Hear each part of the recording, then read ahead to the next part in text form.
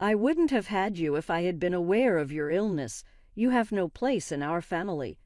My world fell apart when my mother spoke those words. "Come on." With his head poking out the car window, my father said, "From now on, a new life begins for the three of us." He made his statement directly in front of my grandparents' deserted home. I was left behind as my parents drove off, laughing. I watched their automobile go away, transfixed in place. I was just 11 years old. I'm Rachel, and I will soon turn 26. Henry is my twin brother. We used to live with our parents, but due to the events of that time, we have been apart for more than 11 years. My mother worked part-time and took care of the house while my father had a regular job. Like any other family, ours was an average one. But when we began primary school, everything was different. My brother's abilities were immediately apparent when school started. He was supposed to pass every test with a flawless score. "You're fantastic, Henry. One more flawless score." My mother used to smile and say, "You're intelligent, and you'll be a great person someday." My dad used to chuckle and remark, "That's right. He can be an athlete, a doctor, or a scholar. He won't ever have to worry about money, at least." I had trouble at school in the interim. The sound of chairs shifting and pens clicking distracted me and made it difficult for me to concentrate. I was often reprimanded by teachers for not paying attention. My brother became the center of my parents' attention as the years went by. His favorites were always meals. He was provided whatever he desired and was able to take enjoyable vacations. However, things were totally different for me. I was frequently disregarded. Perhaps things might have turned out differently if I had told my instructors or other people how my parents treated me. I was unable to speak, though. I had trouble talking and expressing how I felt.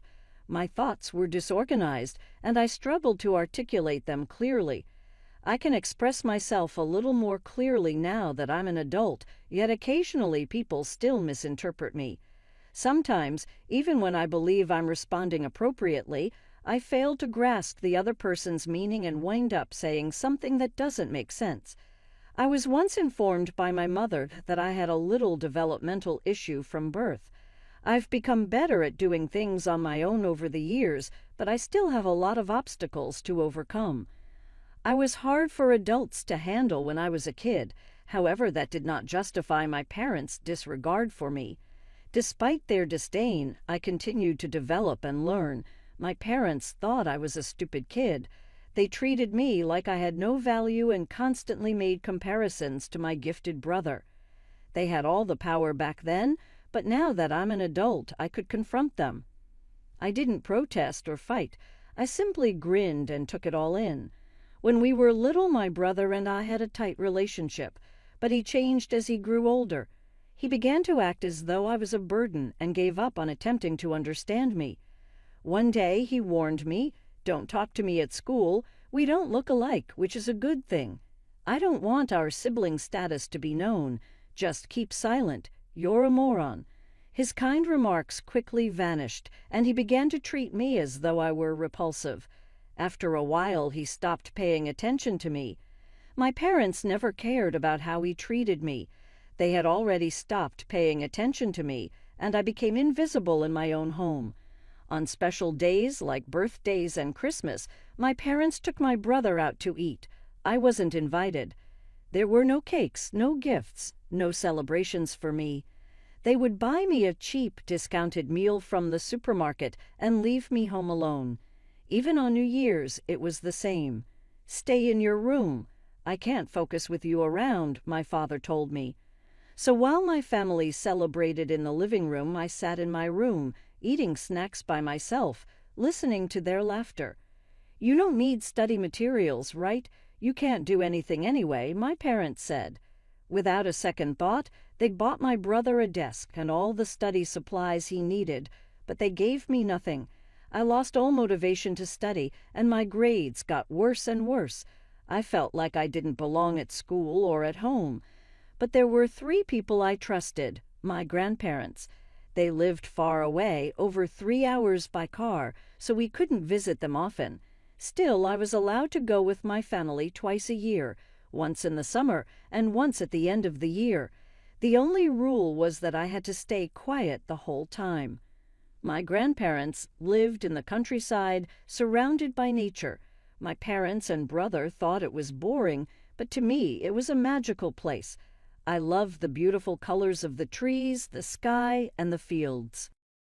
While my brother stayed busy studying, I spent my time drawing. I used my colored pencils to sketch landscapes on the back of old flyers. My parents and brother looked at me with disgust, but my grandparents didn't. Instead, they hung my drawings on their fridge and said, "What a beautiful sunset you drew." That moment filled me with happiness, not just because they put up my drawing, but because they understood what I wanted to say without me having to speak. My grandparents didn't treat me any better than my brother, but they loved both of us equally. That was rare in my life. The 2 visits each year were the only times I felt supported. Then, when we were 11 years old, something unexpected happened. It was a cold April day, just as spring break had started, when my parents suddenly made an announcement. "We've sold our apartment." I was confused. "What do you mean?" I asked. My brother laughed. "You're so dumb. The house is sold. We're moving to a new place and starting a new life." I felt overwhelmed. If our home was sold, where would we live? What about school? When were we moving? Why so suddenly? Before I could ask more questions, my father snapped at me. "Shut up. You always talk about useless things. How could you not notice? We've been getting ready for a long time. Just pack your stuff." I looked around in shock. The living room was already packed up. I hadn't noticed before because I spent most of my time in my room. Things had been disappearing little by little, but I never realized what was happening. Panicking, I held back my tears and started packing. I could only take a few toys and just enough clothes to get by. Since it was spring break, most of what I had left were my school supplies. I packed them all into boxes as fast as I could. "I'm ready. Everything is packed, and I have my school bag too," I said, hoping for some kind of response. But my father just waved me off. "We don't need your report. Just get in the car." "Okay, I understand," I said quietly. My father roughly tossed my cardboard box into the trunk, and I got into the car, holding my school bag. But something felt off. Henry, who always sat next to me, wasn't there. "Where's Henry?" "He's not here. Where is he? It can't be just the 3 of us moving, right? Are we missing some bags?" "Be quiet in the car," my mother snapped at me. I quickly shut my mouth. "You're hard to understand," my father said. "We gave your brother some pocket money and let him go out to play. Now, be quiet." I fell silent and stared blankly at the blossoming trees outside the car window. But then a small hope lit up in my heart. Maybe, just like they always took my brother out for fun, this time they were taking me somewhere special. Maybe this move was a surprise for me. Without realizing it, I smiled. My parents were quietly talking about something, but I was too excited to care about their conversation. I never imagined that this happiness would turn into something. At some point, I fell asleep. Suddenly, my mother's loud voice jolted me awake. "Wake up, take your school bag and get out of the car." Still half asleep, I stepped out of the car, confused about where we were. But then I saw the familiar sight in front of me, my grandparents' house. "Yay, Grandma, Grandpa," I said happily as I rushed to the door. But when I tried to open it, I froze. The door was locked. "Mom, I can't get in." "Oh, is that so? Well, today's a weekday, so they're probably still at work," she said casually. "But I just called them, so they'll be back soon. See you."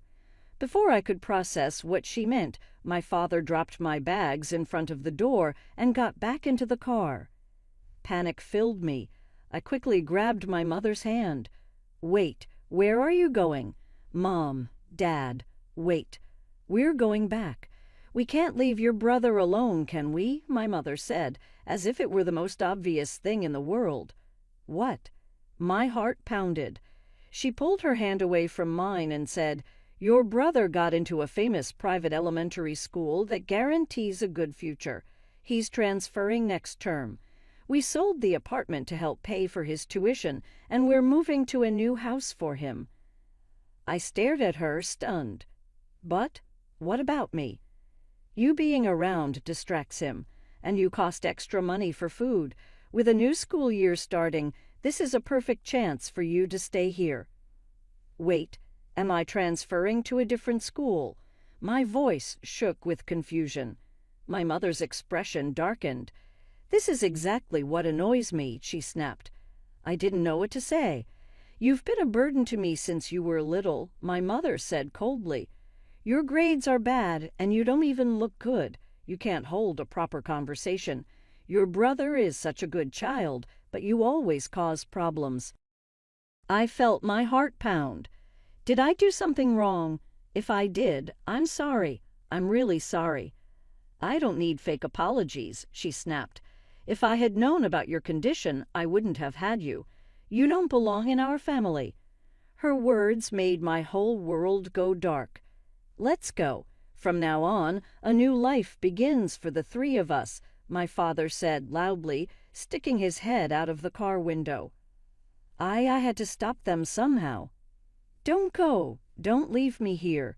Dad, Mom, am I really such a bad child?" Thoughts spun in my head, but when I tried to speak, I couldn't get the words out. My mouth moved, but nothing came. My mother only glanced at me before getting into the car. "Sorry for the wait," she said to my father. "Since we're here, let's buy that famous cake from around here and eat it with Henry." I stood there, frozen, watching as my parents drove away. "Rachel, are you okay? Rachel, say something." Through my teary eyes, I saw my grandparents looking at me with worry. By then it was already dark. While waiting for them, I must have fallen asleep outside without realizing it. "Your hands are freezing, and your face is so pale," my grandfather said as he wrapped me in his jacket. Then he carried me on his back and brought me inside to a warm room. My grandparents moved quickly, speaking in angry voices. How long was Rachel left outside? My grandmother said in disbelief. They had found out only by accident. My grandfather happened to check his phone at work and saw a message from my parents. "We left Rachel in front of the house. Please take care of her." That was it. No warning, no explanation. My parents didn't even bother to call in advance. They just sent that one message and disappeared. At that moment, I realized how little I meant to them. As I sipped the hot milk my grandmother gave me, the warmth spread through my body. I felt safe for the first time. But the moment I relaxed, my tears started falling. My grandmother gently stroked my back and let me cry. Meanwhile, my grandfather suddenly stood up and grabbed the phone. He called my father, his voice firm and angry. The conversation quickly turned into a shouting match, and finally he slammed the phone down. "I talked to your dad, but we couldn't have a proper conversation," my grandfather said. "Can you tell me what happened?" Through my tears, I tried to explain everything that had led up to this moment. My words were messy, more jumbled than usual, but my grandparents just listened quietly. "They said I don't belong in the family because I have a developmental disorder," I sobbed. "That it would have been better if I was never born. Mom and Dad are starting a new life with Henry." As I choked out those words, my grandmother suddenly wrapped me in a tight hug. "What are you saying? You are a wonderful child," she said firmly. "No matter what anyone says, you are precious to us. I'm truly happy that you were born." But, people's worth isn't decided by how smart they are or how they look," she continued. "Your grandfather and I are just ordinary people. We didn't go to fancy schools, but we lived our lives doing what we were good at. You might struggle with studying, but you have a gift for feeling and expressing things deeply. That is a talent that belongs only to you." "Talent," I whispered. "Yes," my grandfather said gently. There's no one like you. Here, who will make you feel small anymore? You don't have to be afraid. I'm sorry we didn't see what was happening sooner," he added, stroking my head. "You've been trying your best all this time." Hearing those words, I couldn't hold back my emotions anymore. I burst into tears, and my grandparents held me until I had cried everything out. From that day on, I started living with them. They enrolled me in a small local elementary school where the teachers were patient and kind. One teacher, in particular, was the first person outside my grandparents who truly understood me. Because there weren't many students, the school had a special program that adjusted lessons to each student's needs. They considered my struggles and helped me learn in a way that worked for me. Thanks to that, my grades, which had always been bad before, started to improve. Even though I still found it hard to communicate, I learned to accept myself. Eventually, I made friends. My life became easier, both mentally and physically, and I finally discovered what I truly wanted to do. 16 years passed. During that time, I never heard from my parents or my brother. At some point, their addresses and phone numbers changed, and before I knew it, they had completely disappeared from my life. Their faces started fading from my memory. But then one day, everything changed. Bang, bang, bang. "Open the door. I know you're in there." The loud knocking shattered the peaceful morning silence. My grandparents were already awake. Still groggy, I got out of bed and walked toward the entrance. "For over a decade you abandoned your own daughter." My grandfather's angry voice rang out. "What do you want now?" I stepped outside and froze in shock. "Well, if it isn't Rachel, you've grown so much." The woman standing before me looked nothing like the mother I remembered. She used to be neat and polished, but now she looked worn out and tired. The man beside her had a big belly, nothing like my father's once slim figure. They both smiled warmly and reached out their hands as if we were family. I stepped back, avoiding their touch, and glared at them. "If you're really my parents, why are you here?" "Don't talk like we're strangers," my mother said. "We came to talk." "Talk." "Yes," my father said, nodding. "We've heard everything. It seems this workshop is doing really well now. Your grandfather is getting old, and as both a manager and a craftsman, he can't keep up like he used to. That's why we've come back." My mother added with a smile, "I thought I'd take over the business, and we heard that our lovely daughter is set to inherit it. That should be ours to receive."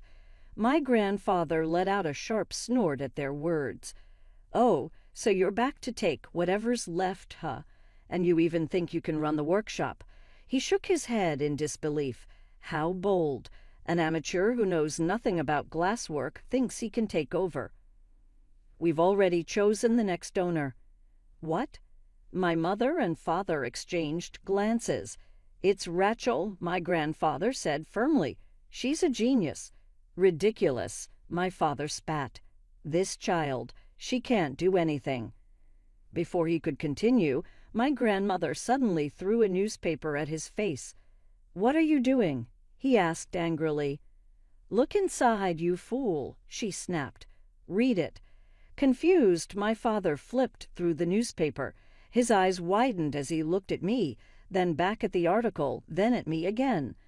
"A young glass artisan from a small workshop goes global." It was a feature from a recent interview. By the time I was in middle school, I had fallen in love with my grandfather's work. I started helping in the workshop, first as an assistant, but as I became more involved, I quickly became an apprentice. My grandfather recognized my skills, and I developed a deep passion for capturing nature's beauty in glass. A few years ago, I finally created a piece I had always. I dreamed of making it big. When I started selling my work, it became popular on social media. Soon, people began recognizing my talent, and I became known as a skilled glass artisan. Now I receive orders from restaurants and shops worldwide. The workshop has grown, we've hired more artisans, and we even sell online. My father suddenly burst into laughter. "You really are our daughter," he said, exaggerating his praise. "Not like that useless Tim, son of ours." My mother eagerly nodded in agreement. "Useless. Tim," I repeated, shocked by their words. They spoke about my brother as if he was nothing, completely different from the way they used to praise him. I asked about Henry. My mother glared at me sharply. "Just listen," she snapped. Then, with excitement in her voice, she started talking. According to her, my brother had graduated from university and gotten a job at a top company. At first, everything was going well, but after years of being praised as a genius, he became arrogant and fragile. When he faced challenges in the real world, he couldn't handle them. He quit his job less than a year after starting. "Can you believe it? Just a little scolding and he gave up," she scoffed.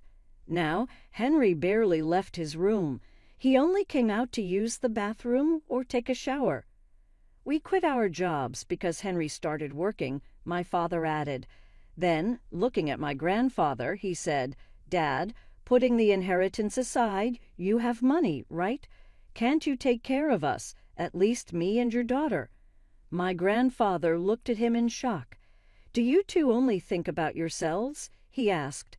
"He's still young. He'll figure something out," my father argued. "But we can't find new jobs at our age. If you let us stay here, we'll be fine. Come on, Dad, just listen to your loving son's request." My grandfather let out a deep sigh and went back inside. I stood there, speechless. Then my mother turned to me, staring. "You should live with your mom and dad too, right?" she asked. Then she laughed. "Oh, I forgot. You don't even understand what we're talking about. Just nod and agree." Her eyes were bloodshot. My father nodded along as if everything she said made sense. I took a deep breath and answered, "Why should I live with strangers?" "What?" My mother's smile disappeared. "We're your real parents. We raised you," my father shouted. "When I lived with you, I never felt like I was cared for. I barely existed," I said firmly. "It was my grandparents and my teachers who actually raised me." They froze, shocked by my words. "You may be my parents by law," I continued, "but I have no memory of you as parents. I can't live with strangers." I looked at them, truly seeing them as strangers. If I was wrong, my grandparents would correct me. But they didn't say a word. My grandfather simply smiled. My father turned to him. "Don't you think that's a terrible thing to say? Dad, say something." My grandfather shrugged. "If you want me to say something, fine. It's strange that you claim to have raised Rachel when you abandoned her at 10. "No, not about me. Say something to her." "Rachel," my grandfather said, turning to me, "say something to your father." I looked at my father. "Something," I said blankly. "No, that's not what I meant," he shouted, flustered. "You told me to say something," I replied, "so I did." My father's face turned red with frustration. My grandfather let out a chuckle before laughing loudly. "Don't abandon us, Dad, please," my father begged. My grandfather waved him off. "Enough already," he said in a deep, firm voice. "Why are you acting so spoiled now?" At his sharp tone, both my parents froze. My grandmother quickly went to the kitchen. She returned holding a large bag in her hand. "Perfect. Now get out. You bring bad luck," she said, then suddenly threw a handful of salt at my mother's face. "Ouch! What is this?" my mother shrieked. "Salt," my grandmother said calmly, holding up the bag. "Parents who abandon their own child bring nothing but bad luck." Then she grabbed another handful and threw it at my father. "Go back already," she shouted. "I'll keep throwing salt until you leave." My grandfather stood beside her, holding a fresh bag of salt. "Leave," he roared as he threw a handful at them with force. The salt hit my parents straight in the face. "Stop it, Dad. Mom, please," my parents cried, but my grandparents didn't stop. They stood firm, shouting, "Go back. Never come back." My parents, now desperate, clung to my hands. Are you really going to abandon your own parents? They pleaded. We're drowning in debt. We can't survive like this. Isn't family supposed to help each other? I looked at them coldly. My family is only my grandparents. I yanked my hands free from their grip. My parents collapsed to the ground in despair. I took the bag of salt from my grandmother and stepped forward. This is goodbye forever, I said. Then I emptied the entire bag of salt over them. That was the final moment. My parents, defeated, scrambled to their feet and ran away as if they were fleeing for their lives. Time passed. One day my brother showed up at the workshop. After my parents ran away, the debt collectors chasing them had left Henry behind. They fled in the middle of the night, abandoning him. Soon, the debt collectors found their house, evicted my brother, and left him completely lost. He was taken in by the police. Since we were his only living relatives, the authorities contacted my grandparents. You don't work, you don't eat, my grandfather said firmly. If you're willing to work hard and help out in the workshop, we'll give you a place to live and food to eat. What do you say? My brother agreed right away. At first, he struggled with the workshop tasks. His skills were rough, and my grandfather and the other workers often scolded him. But when he started handling online sales and accounting, his talent shone through. Soon, he became an important part of the workshop. Now that he's grown, my brother feels ashamed of how he treated me in the past. He acknowledges my skills and even supports me. It's still too soon to say we've completely made up, but it feels both nice and a little awkward to have him treating me kindly again. For the first time in my life, I feel a happiness I never had as a child.